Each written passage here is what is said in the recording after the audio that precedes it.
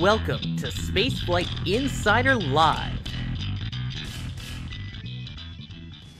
with your host, Jason Ryan. Ryan, your roving Kennedy Space Center reporter. I'm here at NASA's Kennedy Space Center, the press site, to cover the 5th operational commercial resupply services flight to the International Space Station. SpaceX has a Falcon 9 rocket with Dragon spacecraft ready at Space Launch Complex 40 at adjacent Cape Canaveral Air Force Station in Florida. We are looking go at this time. Weather conditions currently provide an 80% chance of favorable conditions for launch. The Falcon 9 rocket is fueled and it looks like it's ready to go. We're seeing some venting going on. We're hearing no technical issues that might cause a delay in this morning's launch. Now, this is a very important mission for Hawthorne, California-based company SpaceX, as it means that it could really revolutionize the manner in which spaceflight is done. If you'll follow the lower live feed that we have from NASA, you can actually watch launch preparations on the way. Also, I would like to add, SpaceX has been really pushing the envelope with this. They've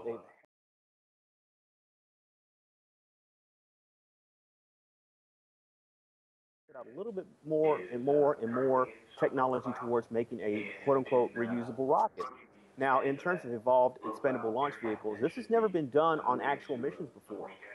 Back in the 90s, some of you may know that Apollo 12's Pete Conrad carried out the DCX test flights, some of them, and DCX-A, if memory serves, was a test flight of this vehicle that would actually go up, it could actually maneuver, and then land. And this was part of an effort called Single Stage to Orbit, or SSTO, if memory serves. Now, again, that was a test vehicle. It was done out of White Sands.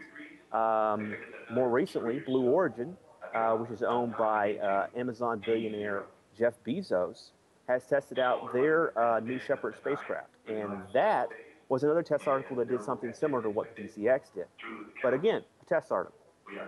SpaceX has its own test vehicles. They have both the Grasshopper and the Falcon 9 reusable rocket, and they've been using these to test out this. When a lot of us first saw this, the animation that they have of a first stage of a rocket actually landing back at the launch pad, we kind of giggled. It seemed like a silly idea if you think about the fuel constraints, the upmask capability and requirements. It just did not seem feasible. If I can get Sean, our producer, up the way to have the infographic in place, I'd like to walk you through what SpaceX is actually going to try.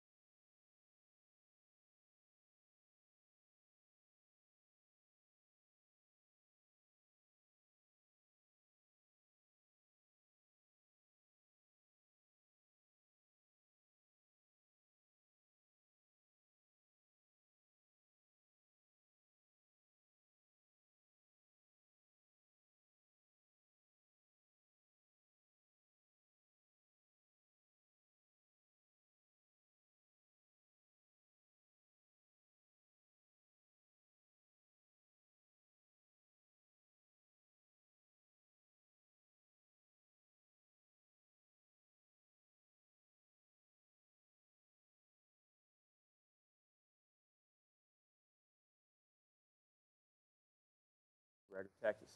And, you know, if you don't look at all the components of the picture, you don't quite get an understanding of what they're trying to do. They've already tested how to do pinpoint landings. Then, I want to say it's been at least 2, if not 3 times, they've had Falcon 9 first stages come back and actually conduct a soft landing from a ballistic reentry out in the Atlantic Ocean.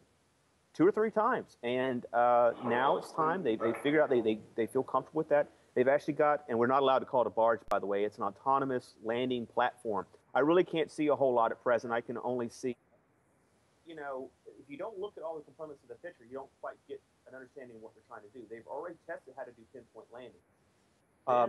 back to my guy up north. I'm actually hearing my own audio. They've had 9 first stages come back and actually conduct a soft landing from a ballistic reentry out in the Atlantic Ocean 2 or 3 times. And now it's time. They figure out they feel comfortable with that. They've actually got, and we're not allowed to call it a barge, by the way. It's an autonomous landing platform. I really can't see a whole lot at present. I can only. I'm still hearing the back loop. Are we good? Okay, I'm going to take out a butt out so I can have it. Up north, I'm actually hearing my own audio. Yeah, I'm still hearing my own audio. Can we kill that, please?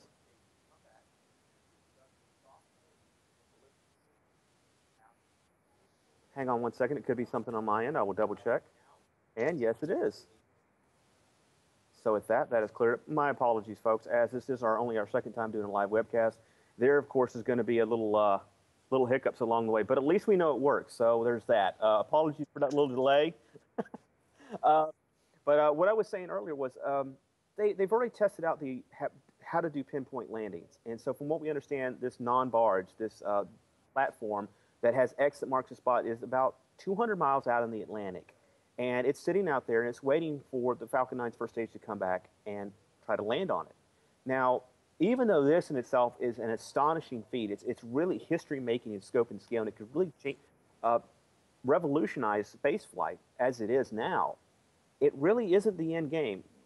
What SpaceX really is proposing is even more audacious than even that. What they're going to try and do is actually have the booster conduct to land back actually at the launch site out at Slick 40. It's really quite fascinating when you think about it. They're actually going to be trying to land a rocket's first stage back where it lifted off on. And it may not seem like that crazy of an idea, but when you think about all that is lost from those 9 minutes of when it goes into orbit, when it re-enters Earth's atmosphere, it's a real game changer in terms of what we'll be able to do in terms of spaceflight. Now, SpaceX has really been changing a lot of stuff that's been going out and how NASA looks at itself, how the public looks at spaceflight. It's kind of made space very interesting again, and it's for reasons like this. For the longest time, we've been told these types of things aren't possible. We're not able to do it. And we haven't seen a lot of innovation in terms of what space travel really encompasses. It's been a very set model for a long time, and then lo and behold, this company comes up and says, we're going to do this, and we're going to do that. And I'm here to say, folks, that I was the first person to question them until they started doing stuff.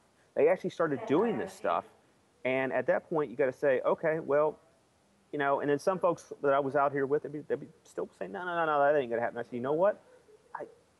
I can't do that anymore. I kind of got to be a little bit more honest and say, it really is quite possible. I give them the benefit of the doubt now because they've already done so much of what they've already said they would do. And, yep, we're going to throw to my video real quick here. That this is one of my first experiences with the Falcon 9 rocket. I believe this is the one that flew the COTS-1 mission back in late 2010, early 2011. All right, space fans, this is Jason Rhian, Kennedy Space Center friendly reporter. You will never guess where I am right now or what I am doing.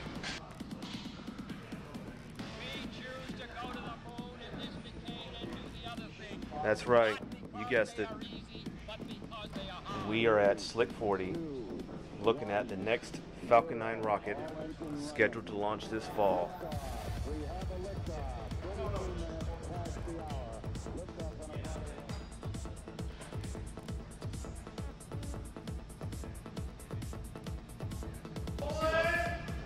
All right, well, you've heard about how they can roll this thing like a rotisserie. They're actually taking the time out of their day to do it for us.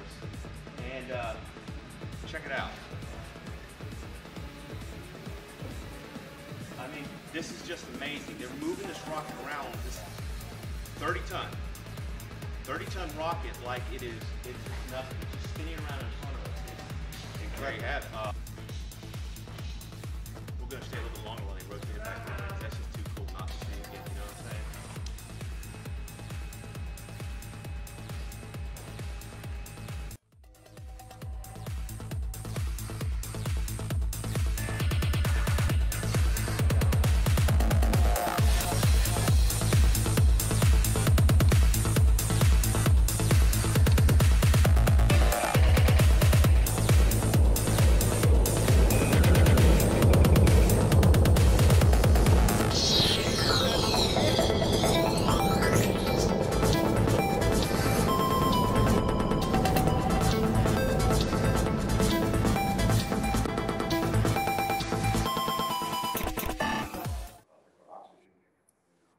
back, Spaceflight Insider fans. We're following the launch here live at NASA's Kennedy Space Center press site. The photographers have disappeared from the press center. I pretty much have it to myself. There's a couple folks from cases. We'll talk more about them in a little bit. And the couple of folks from SpaceX are here.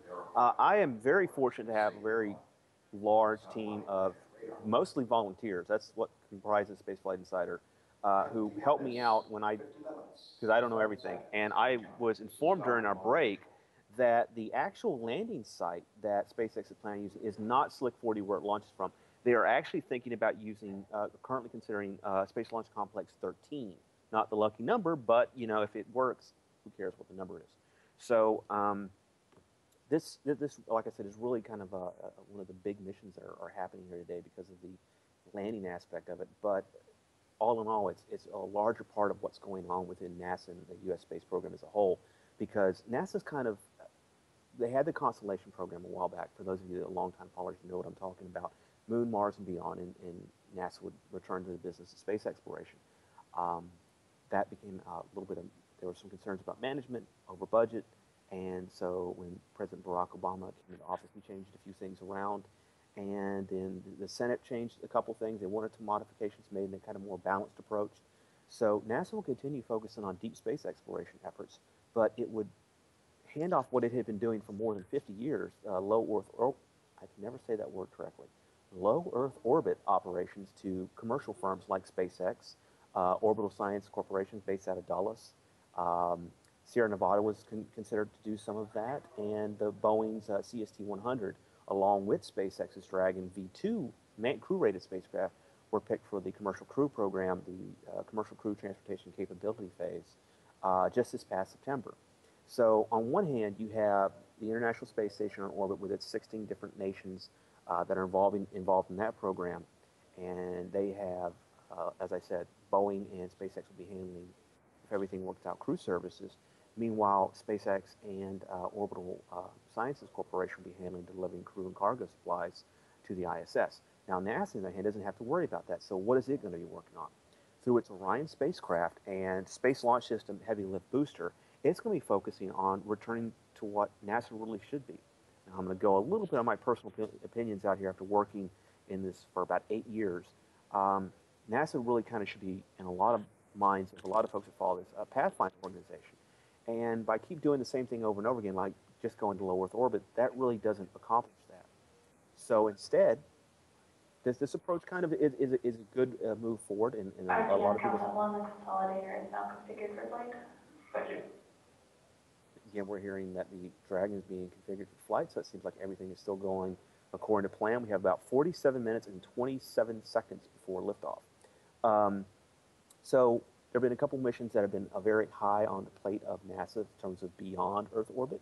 We're going to locally, we're going to go as far as distance goes. The first one of those is a asteroid retrieval mission. To date, there's a couple proposals, but generally it looks like that either a portion of an asteroid or a small asteroid will be captured and then towed into lunar orbit, where it will be basically traveled to by, several astronauts will fly to this asteroid in orbit above the moon.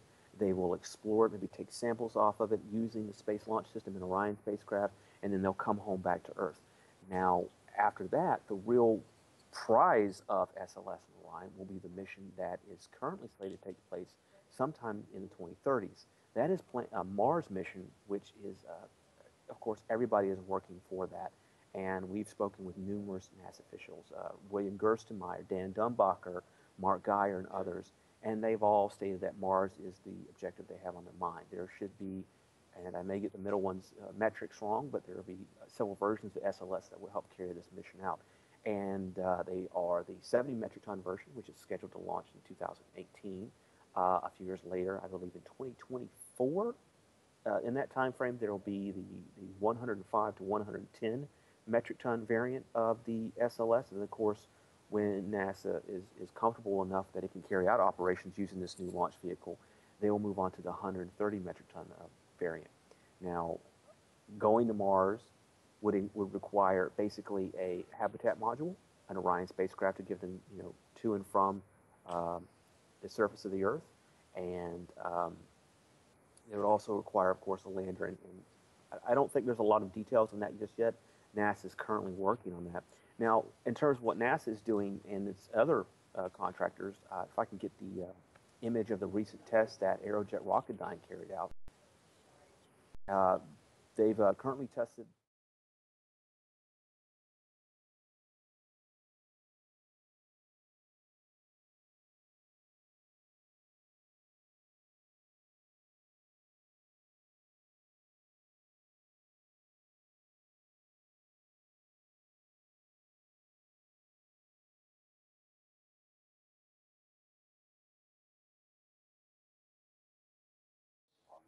Vehicle and on the ground, preparation for launch this flight.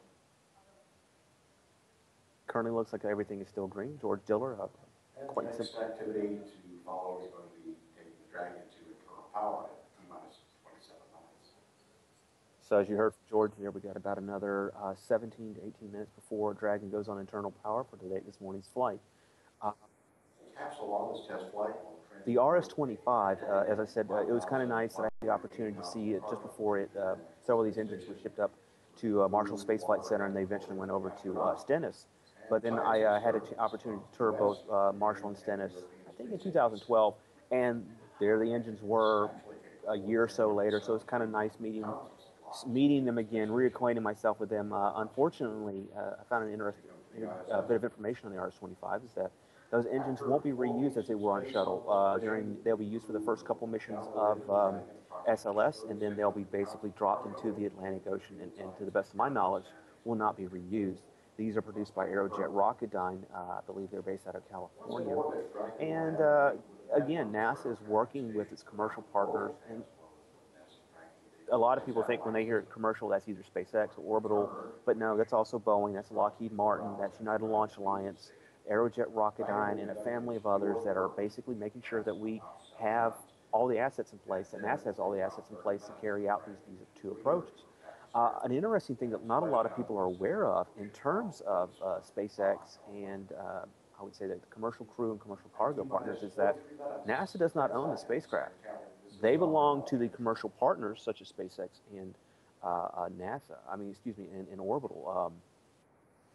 If when they return back to Earth, as the case is with the Dragon, Orbital's Cygnus spacecraft is not capable of returning to Earth. It burns up in the atmosphere once it departs the station. It's SpaceX property, and NASA goes and they get their supplies and use experiments out of it.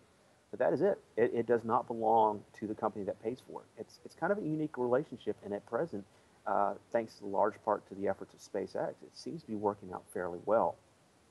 Kind of want to apologize for the fact that you're only going to be hearing my voice this morning, but after several launch attempts, as you know, the launch is taking place at around 4:47 a.m. EST, and that's around 8:47 GMT. And there's not a lot of people left over after the several scrub and launch scheduling changes that have taken place. Commercial cargo has been a very interesting program. There's been a lot of stuff that's been going on with it, and it is very diverse and very changing. As most of you are probably aware who follow this program along and follow Spaceflight Insider, this past October, Orbital tried to launch their Orb 3 mission to the International Space Station, and 15 seconds in, a turbo pump failed on one of the AJ-26 engines, and the rocket and its payload of the Cygnus spacecraft with its cargo was lost. Now, on that mission was a student experiment, which I believe, and perhaps my producer can help me with the actual acronym, it's Student Science Experiment. I can't remember the last acronym, but it's basically, it was a student experiment that was flying on that mission. It was lost. Well, those students hustled and they got their act together. And the same experiment is flying on SpaceX 5 this morning when it launches in about 40 minutes' time. So it was a real kind of whirlwind thing that these students have done to get this payload back on orbit. But there's a lot of scientific payloads on SpaceX 5. There's also the Sable experiment, which will study microfibers and their use on I believe it's health issues on is flying on Dragon, as well as the CATS, which is an aerosol detection device, which is flying on the spacecraft as well. These are usually done through the, if memory serves, the International Space Station Research Competition, which is managed by Space Florida, and you basically go in, you submitted your proposals for this, and several experiments were selected. A few of them started, I believe they flew on SpaceX 4. Those included heart flies, which studies the effects of the zero gravity environment on the heart in space, and it uses, I'm not going to try to even pronounce the name of the fruit fly, but it's a fruit fly. It's like Drosophila Madagascar or Madagascar. It has King Julian in it. I don't know something, but it's a long name, and but it's very cool what they're doing. They're basically using this fruit fly to test health of humans in deep space missions. The second one. This is stop the launch control, T-minus 39 minutes. Hang on a second, we listen. Counting.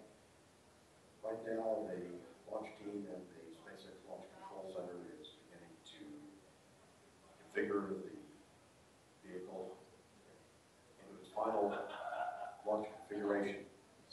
Again, it sounds like everything is going very well for this morning. You hear the voice of commercial control, if you will, George Diller, a longtime spokesperson for the space agency, giving Dragon and the Falcon 9 a clean bill of health. A little bit on the, I want to kind of touch back on Falcon 9 again. I got to tell you, it's a very interesting vehicle. As I was telling you guys a while back, no two Dragons, Falcon 9s, excuse me, are alike. Each one, they're trying something new on it. And so it's really kind of hard to have a manual to say, okay, this is the vehicle you're flying today, because it isn't. Back in 2010, I was there for essentially every Falcon 9 launch I've been here for. But they flew what's called the V1.0, and it was a smaller version, had smaller fuel tanks, lower capacity, up mass capacity to orbit. And they flew that for a few times. They got comfortable with it.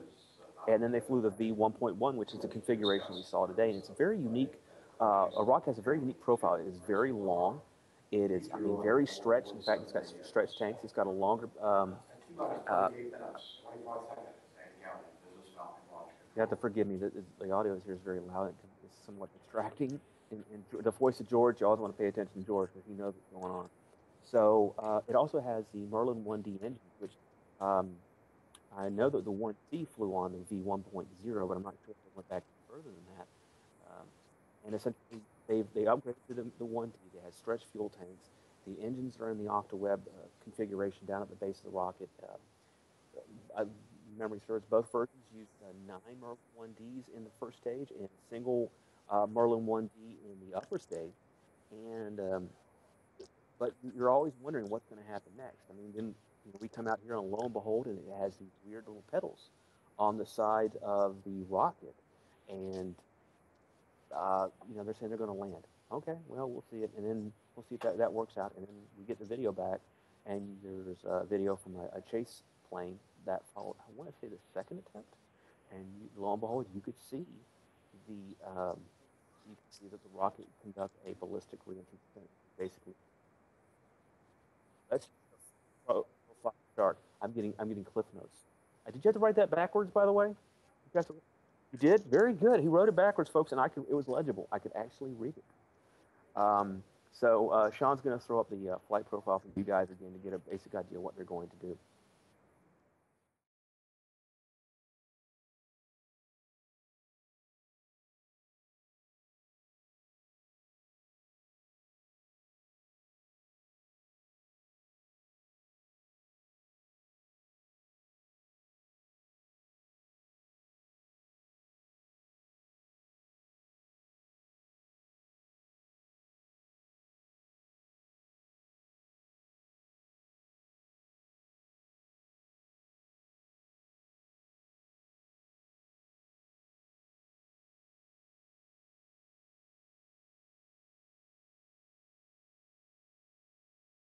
That's what happened. You work these early hours.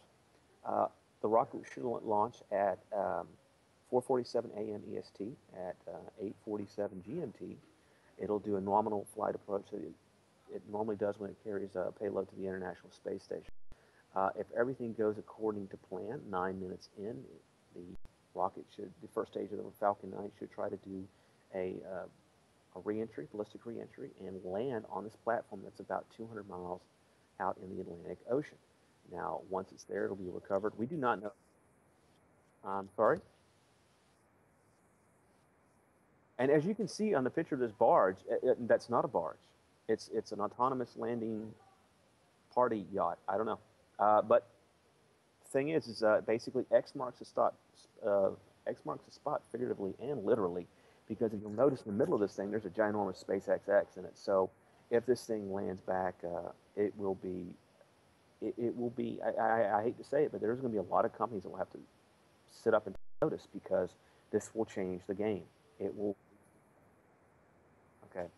So we're back to the flight profile, and again, SpaceX has experience doing what you're seeing in this flight profile through what it's learned from Grasshopper and what it's learned on the Falcon 9 reusable rocket. And it's really heartening for a lot of us that see spaceflight become somewhat risk averse. Some organizations are a little bit risk averse when it comes to it. And SpaceX, they had one of their Falcon 9Rs, F9Rs, blow basically it encountered an anomaly, and they had to activate its flight termination software, causing a little bit of a flurry on the internet a while back. It's some unique video there, but and rather than look at it as like, oh, this huge failure, and they all kind of ducked their heads in the sand, they said, okay, what went wrong? All right, how do we fix it? Because we're not slowing down and we're not stopping what we're doing. Let's figure out what's going on. And rather than take years to kind of figure out what the problem is, they went and they went back to the drawing board, figured out what was going on, and they started flying this hardware actually on vehicles, actually during missions. And so that's really very cool. That's very interesting. And let me see.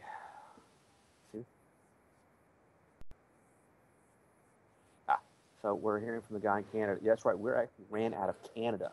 We're going to throw the video one time to give us a second. All right, space fans, this is Jason Rhian, Kennedy Space Center, friendly reporter. You will never guess where I am right now or what I am doing.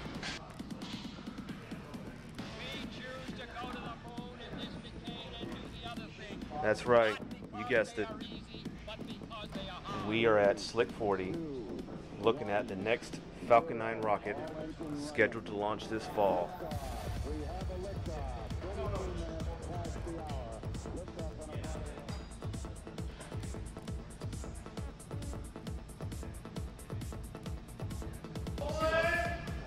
All right, well, you've heard about how they can roll this thing like a rotisserie. They're actually taking the time out of their day to do it for us. And check it out. I mean, this is just amazing. They're moving this rocket around with this 30-ton rocket like it's nothing. It's just spinning around in front of us. And there you have it. We're going to stay a little bit longer while they rotate it back around, because that's just too cool not to see again, you know what I'm saying?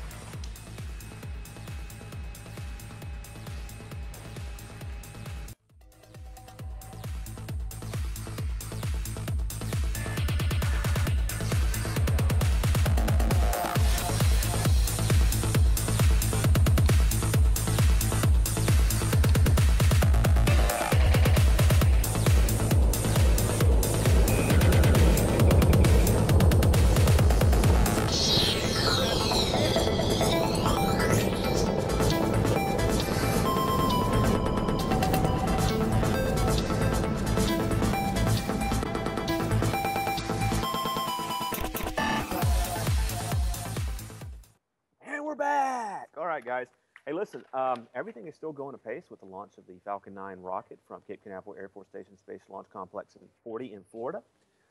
We touched on a bit of the experiments that we're going to be flying this morning, and I wanted to make sure I got their names right. As you know, acronyms in space are everything. There's two of them that are really of good notice. There's the Cloud Aerosol Transport System, or CATS, which the NASA social folks had a load of fun with when they were here.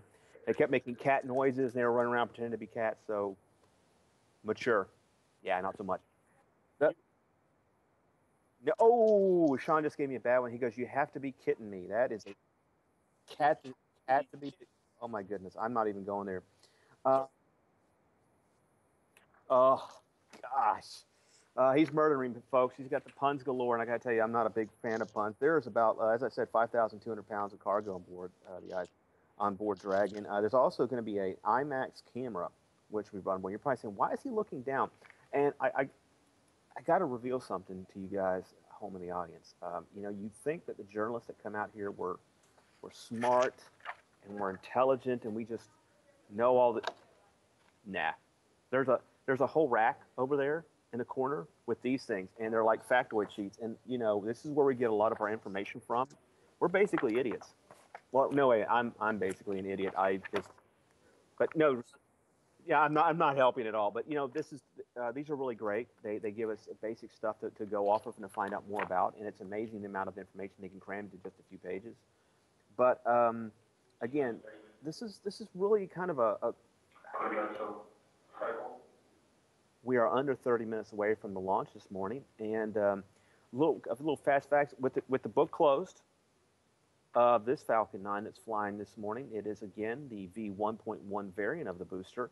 It has stretched fuel tanks as well as 9 Merlin 1D rocket engines in its first stage. These are arranged in the OctaWeb configuration with a single Merlin 1D in the booster's second stage. There are 2 stages in this rocket, and it burns RP-1 propellant, which is a highly refined version of basically kerosene, as well as it has liquid oxygen as an oxidizer. In fact, if you see the rocket venting, that steam coming out, that's liquid oxygen, excess liquid oxygen that's being boiled off. Let me see. What else can I do off my tiny little mind? What else do I know about the Falcon 9? One of the more interesting aspects that I've actually found about this configuration of Dragon and Falcon 9 is the Dragon itself. It's based off of one of my favorite spacecraft of all time. It's kind of somewhat in concept and scale based off of the Gemini spacecraft that NASA utilized as like a stepping stone between the Mercury and Gemini programs of the 1960s.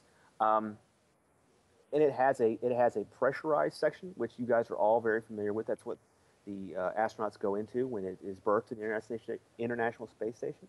It does not dock. The Dragon does not dock with the ISS. If you hear someone say that, they are wrong.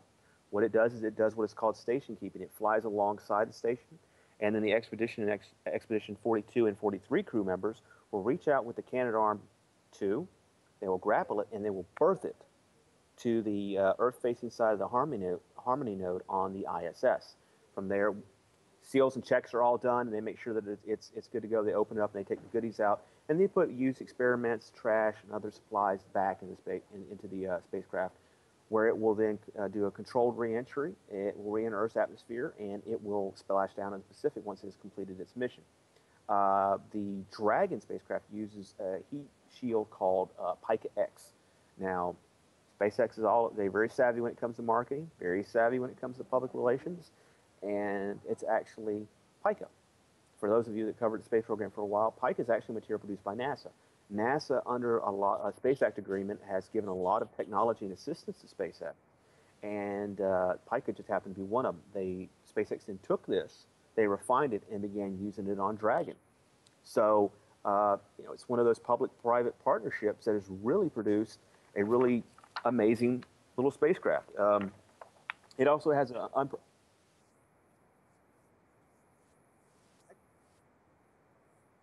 excellent. I believe Sean's showing you an image of that right now.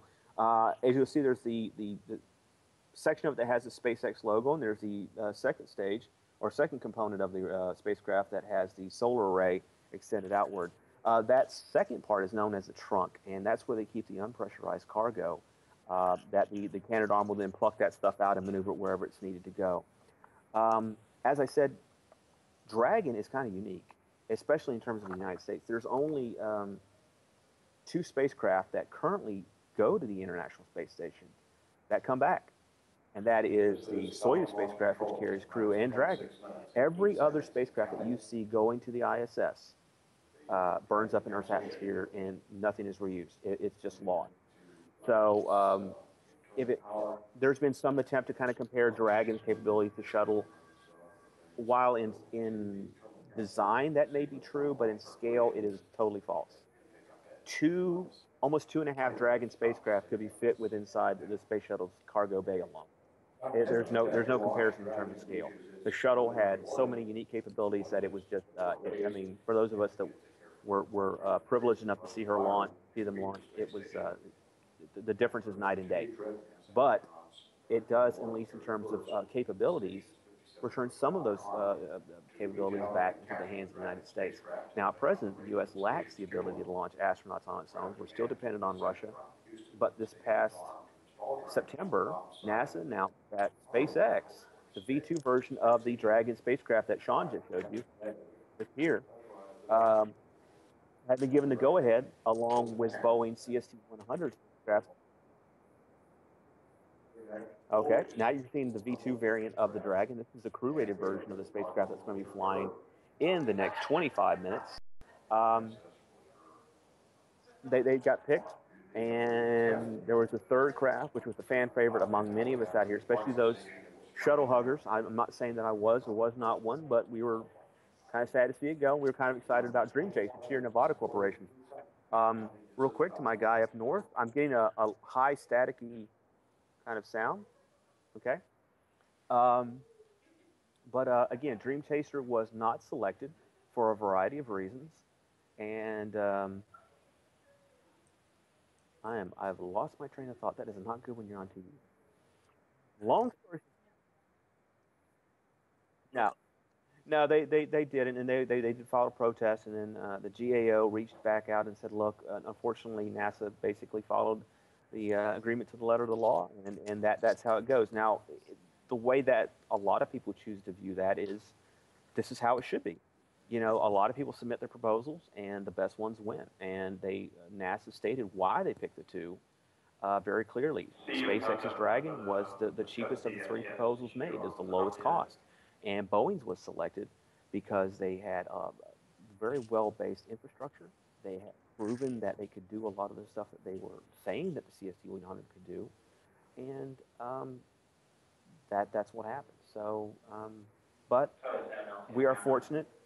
I just wanted to remind you that post-launch activities will be performed on Pad A.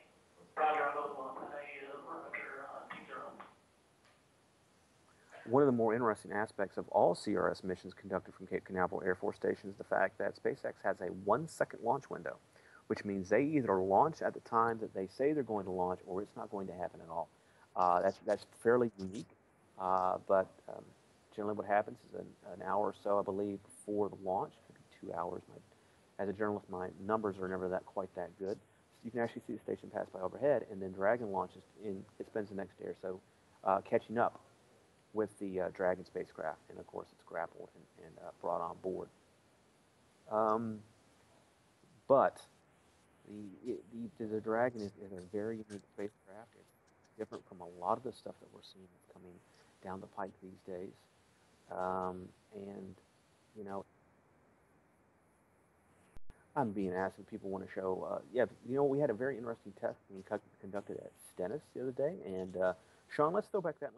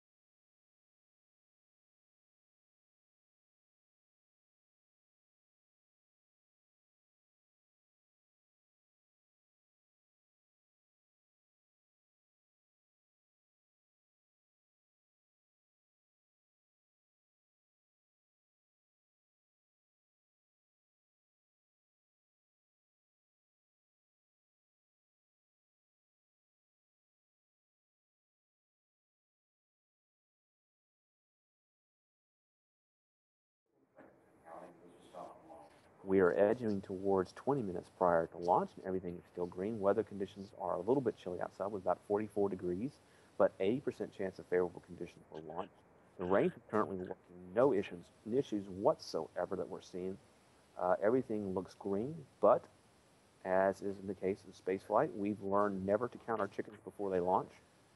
And lo and behold, those poor chickens that are launched, they are some unhappy little birds, I'm telling you what.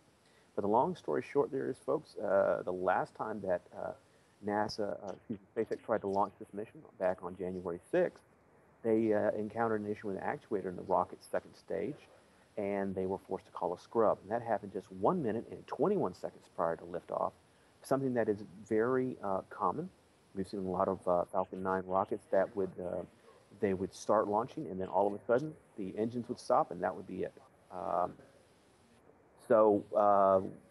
What does that say? Well, some people say, well, that's bad. No, that's actually really good. The computer system the type of system, I should say, that SpaceX uses is very similar to stuff that was used, like we mentioned Gemini earlier. It's used on shuttle. It's nothing new. As some people have tried to say, well, this is unique. No.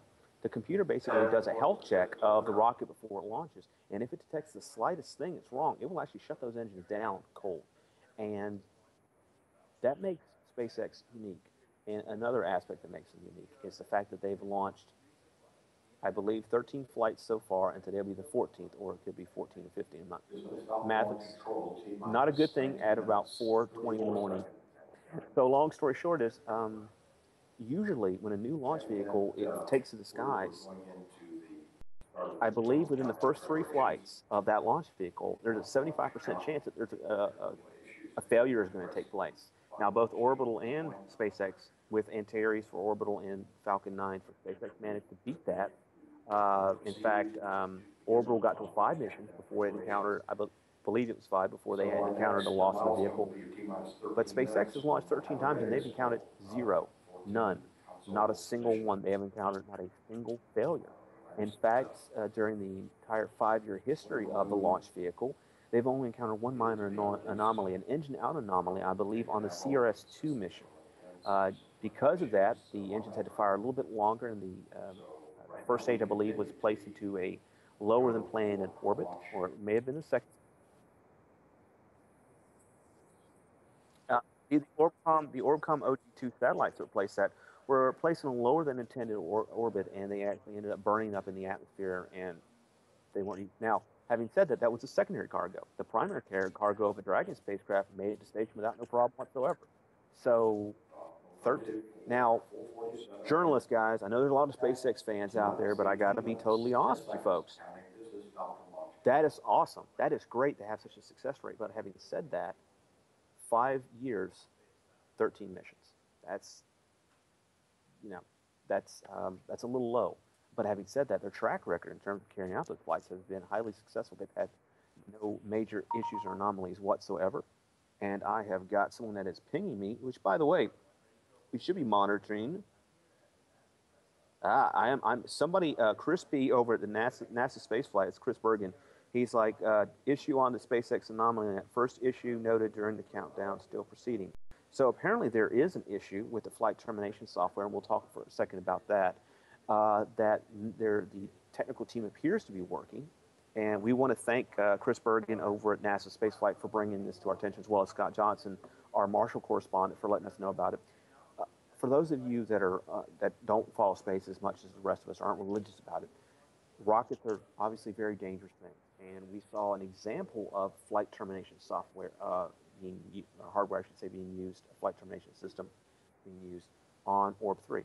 15 seconds in, turbopump on AJ-26 failed, and it was obvious that something was wrong with the launch vehicle, and the FTS was activated, and the rocket exploded in a huge fireball. Well, all rockets that launch, even the space shuttle, have these systems built into them. And what happens is if anything goes off nominal, as we say in the business, the flight crew, there's actually a crew of people that are monitoring the rockets up, they activate that system and it's exploded. It's interesting to note that SpaceX has actually used this system, as I mentioned earlier in our broadcast, on one of the Falcon 9 reusable flights that took place, I believe, late last year, middle of last year, maybe it was March or May of last year. Again, I am looking at my producer, so I don't have any information, and this cheat sheet doesn't tell me anything about that, so I'm kind of stuck with what's at the top of my head right now. So we also want to say, this is kind of like the 4:30 in the morning version of our live show. It's the skateboard version. We have a limo version. No, my producer's saying no excuses, so I'm hosed. I got to deal with this, but. Oh no! Don't do that. Don't. No one. you have a face made for radio just like I do. I don't know why now they see both of us. So this is our producer, Sean Costello. He's in background backup, and he does all our live shows that we're going to be hosting from now on. Our first one was conducted at EFT1 with Sean and Bill Christie, great guys. And they basically ran that show, and we had so many little first-time issues that came up, and they were just amazing. Highly professional, awesome guys that came down all the way from Canada to put on our live webcast. And of course, on the fourth, rocket didn't go, and we had some other issues that we worked at. We tried to soldier through. We were kind of worried, so we threw our heads together, and on December 5th, we got it done, guys. We had a great show. We put the quote-unquote limo version up with the intro, the outro. We had the people coming in. We had astronaut Abby in. We had a couple astronauts helping to assist us with some stuff. It was a great time. Guests lined up everything perfectly. Now, since we got about 15 minutes before launch, I want to take time to say thank you to a lot of folks that make our live shows possible. This is our second. We're hoping that we'll make this a recurring feature. DoD missions, NRO missions, NASA missions, commercial missions, it doesn't matter. We want to bring a live webcast to you every single launch that they have at Kennedy Space Center or Cape Canaveral. So to do this requires a small army, and they got to be a loyal army. We got Sean and Bill up in Canada. We have Sawyer Rosenthal with Talking Space, who helps us with a lot of our video elements you see prepackaged. In fact, that's his voice you hear, because no one wants to look at this, let alone hear it. We're going to try to get somebody a little more attractive than me, which shouldn't take much, folks. Really, it shouldn't. So we got Sawyer helping us with the video elements. We have Nathan Moeller of Astro 95 Media, a lot of our infographics and graphics he produces. Just amazing guys over at Astro 95. Yeah, and oh, hey, that's a good point. Sean, the producer, saying Nathan Moeller with Astro 95 Media is doing a Kickstarter campaign to get a nice lens to take pictures of aerospace stuff, rocket launches, aircraft, military, all this really cool stuff that you guys love to see images of. It's a pittance. They're trying to get to $800. Come on, guys. I donated. And they're about halfway there now. See, Sean in Canada, he donated. He's good people. There's a lot of good people that work for us. We're really proud of what we accomplished in our first year.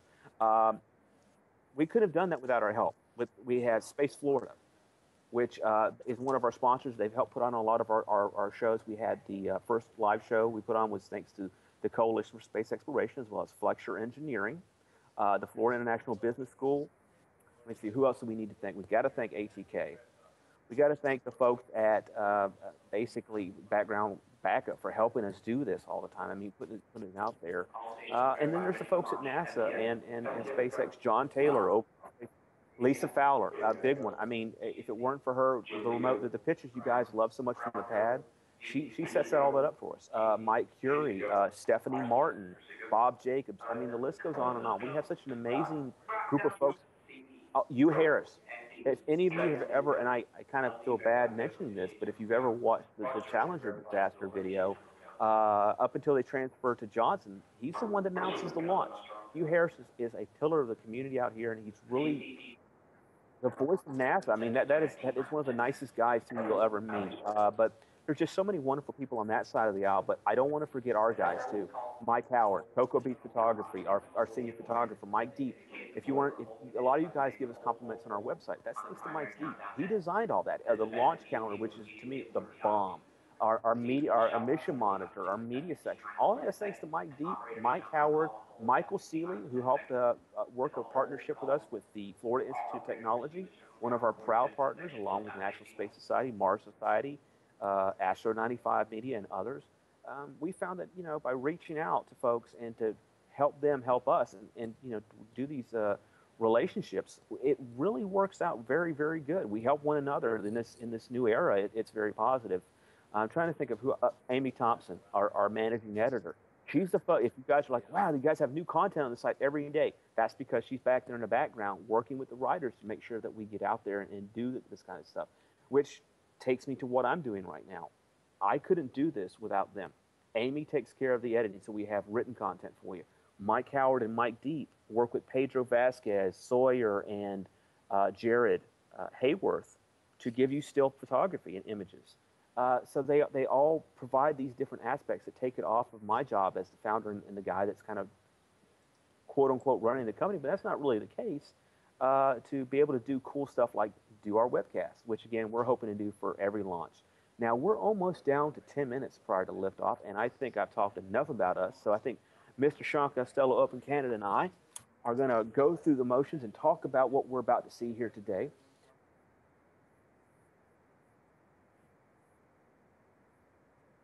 Now, some of this imagery you're going to be seeing comes from the last launch of a Falcon 9 on CRS that Mike Deep took. I'm not sure if it's a streak shot or one of the shots from the pad, but okay, we're going to be moving to the streak shot of his. But basically, we set up remote cameras right outside the gate at Space Launch Complex 40.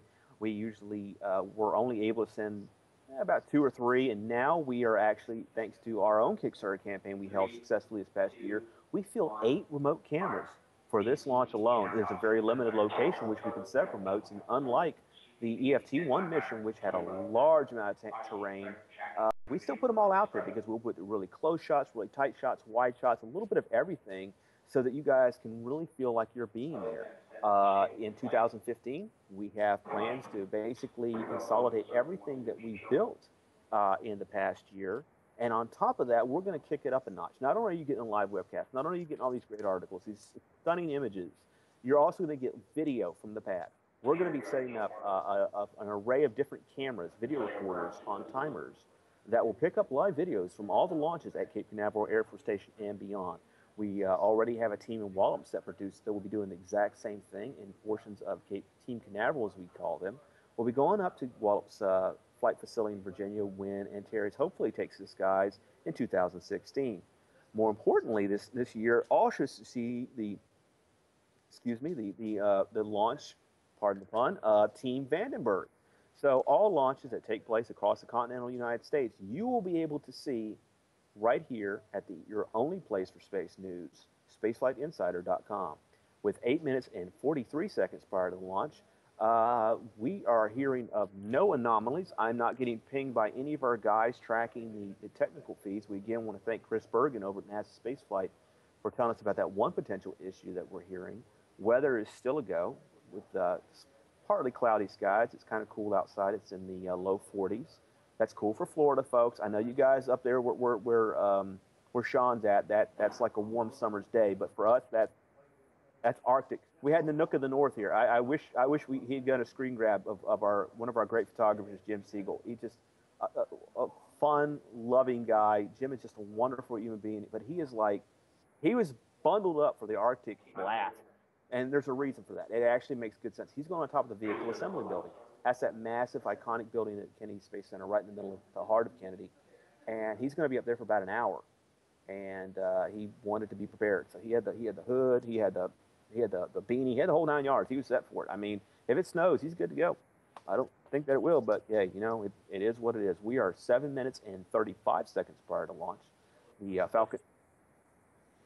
To give you a little bit of an idea of what the Falcon 9 is like and how awesome the folks over at SpaceX are, I want to show you a package that they allowed me to produce. They took me out to Slicks 40, and they showed me, they gave me an inside peek on the Falcon 9 that I don't think anyone else has been able to produce. Check this out.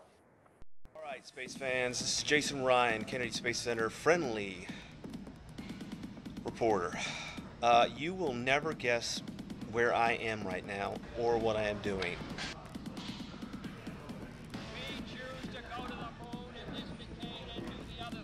That's right, you guessed it. We are at Slick 40, looking at the next Falcon 9 rocket scheduled to launch this fall.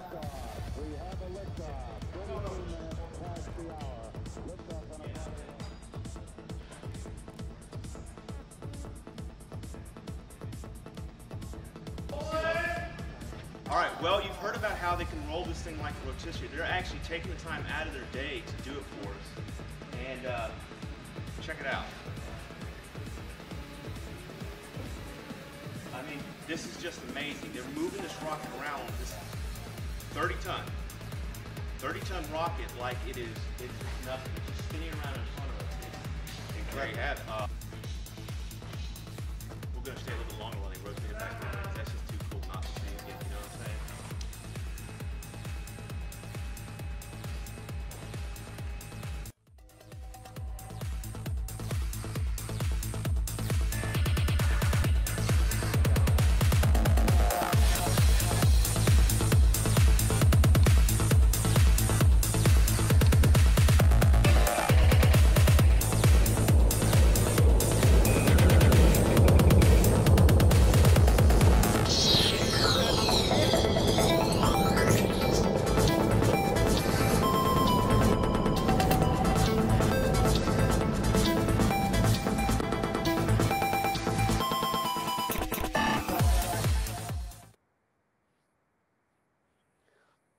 right, guys. Well, we are at about 5 minutes and 10 seconds before liftoff, and I wanted to let you all know that about a minute prior to launch, you're going to see our little graphic where this is, because one of the benefits of being a space journalist is getting to watch the cool launches that take place at Kennedy, Cape Canaveral, and abroad. So I'm going to want to run out and catch that myself.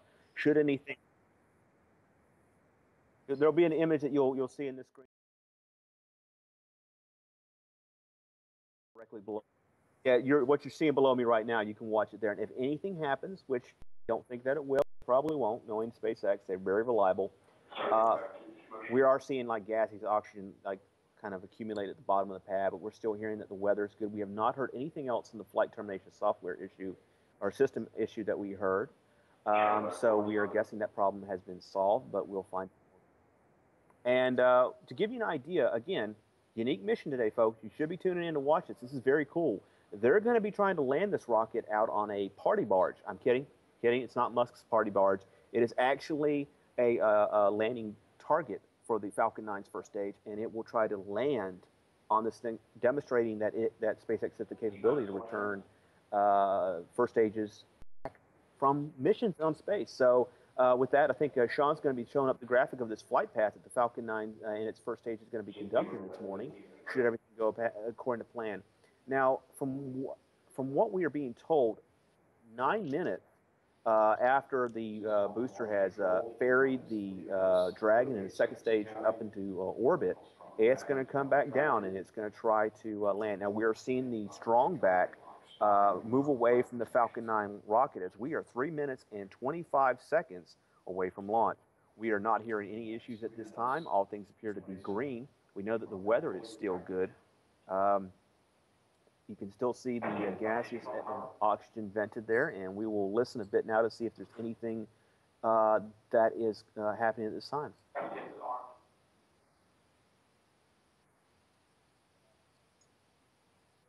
3 minutes. Box valves closing out. Sean in Canada is telling me now that he's going to throw up a map of where the boat will be located off the coast of Florida. It should be about 200 miles off the Florida coast, and we are 2 minutes and 30 seconds before launch. Here in about a minute and a half, we'll be going out so that I can actually view the launch. And we are just hearing that SpaceX Falcon 9 and Dragon are both go for launch. That is a good sign. Apparently, the flight termination software or system issue was not a problem, and the SpaceX flight engineers managed to work through it. We are now about just a little bit over 2 minutes prior to liftoff.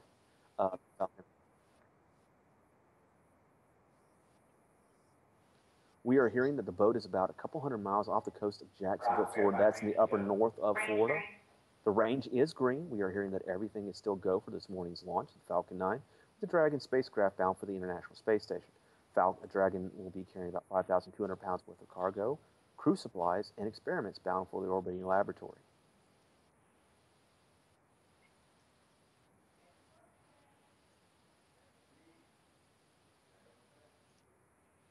And with about a minute and a half prior to launch, this will close this portion of SpaceFlight Insider's live webcast for the launch of SpaceX-5 bound for the International Space Station. We will pick back up shortly after liftoff. We hope that you will tune in and go SpaceX, go Dragon. All right, space fans, this is Jason Rhian, Kennedy Space Center friendly reporter. You will never guess where I am right now or what I am doing.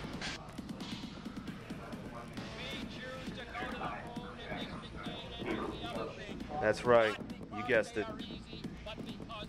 We are at Slick 40, looking at the next Falcon 9 rocket scheduled to launch this fall.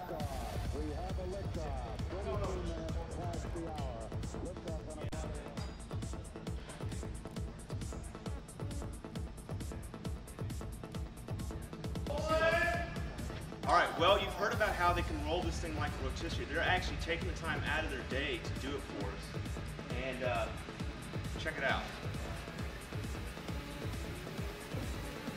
I mean, this is just amazing. They're moving this rocket around with this 30-ton 30-ton rocket like it's nothing. It's just spinning around in front of us. There you have it. We're going to stay a little bit longer while they rotate it back around. That's just too cool not to see again, you know what I'm saying?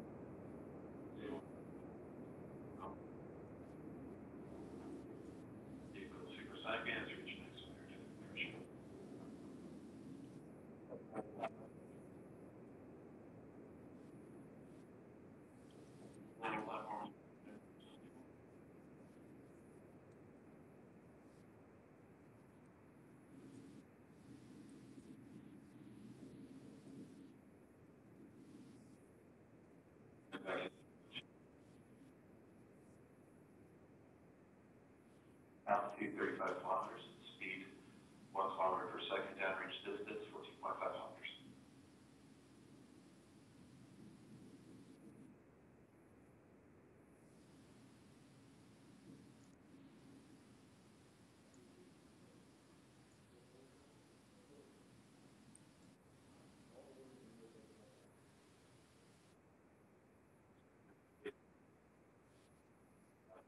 Kilometers, speed 1.8 kilometers per second, 33 kilometers.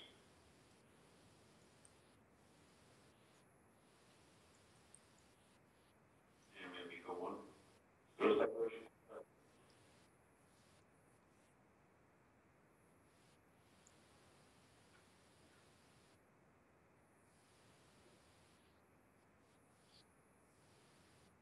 And we have second stage ignition.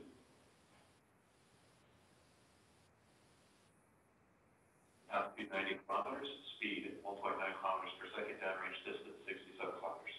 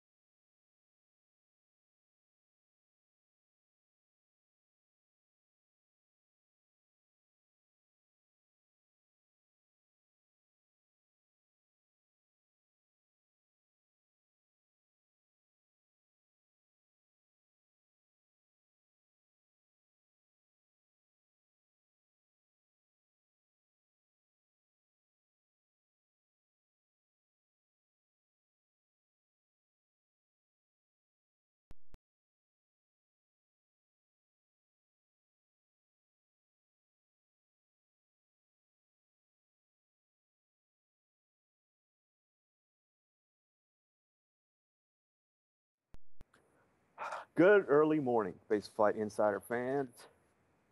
I have the perfect headline for our article on this morning's launch. Setting Moon, Rising Falcon. Another glorious launch of Falcon 9 here at NASA's Kennedy Space Center in Florida. Everything worked just as planned. For those of you who haven't been for a launch, you see it on TV, you hear the throttling of the engines, you think it's got to be amazing, and night launches always are. I'm a bigger fan of day launches because I like to take the pretty pictures, and the night launches you don't get quite that, but the rocket will launch, and you'll start to hear the throttle of the engines. Now, you don't know about the periphery things don't really enter into your mind not being there. And so what you may not know is Kennedy Space Center, of course, is an active workplace, and there's cars everywhere. The sound, the shock wave from the engines is so loud, it will set off the car alarms all over the place. And there's like panels on the side of the vehicle assembly building. You can actually hear them rambling. You can hear them rumbling from the sound of this rocket. And you'll hear that sound, and then you'll see the light. And of course, not only all the images in the video you see, the light is very bright, but you don't know how bright until you're actually here. It's like, for those of you that have worked around welding, it's like looking into a blowtorch. It is that bright, especially here at night. So you got this massively loud rocket launching towards space, and it's setting off all the car alarms, and it's lighting up and making this small mini sun in the night sky. We are seeing, you're seeing right now, from what I understand, some of our images we took from launch of Commercial Resupply Mission 4, and that was, I talked to the gentleman, Mike Curie. He's a friend of mine who he did the launch commentary for that, and he was like, he was just amazed at watching this launch this morning. I'm like, you've seen it before? He goes, no, I was doing the launch commentary for 4, so I didn't get a chance to see it. It's just, and I'm like, well, to be honest, I'm kind of biased. 4 was a little better because there were some clouds that were right off the Atlantic coast. You're seeing one of the streak shots now. You can see those clouds in the image. It was, I mean, it was gorgeous. It was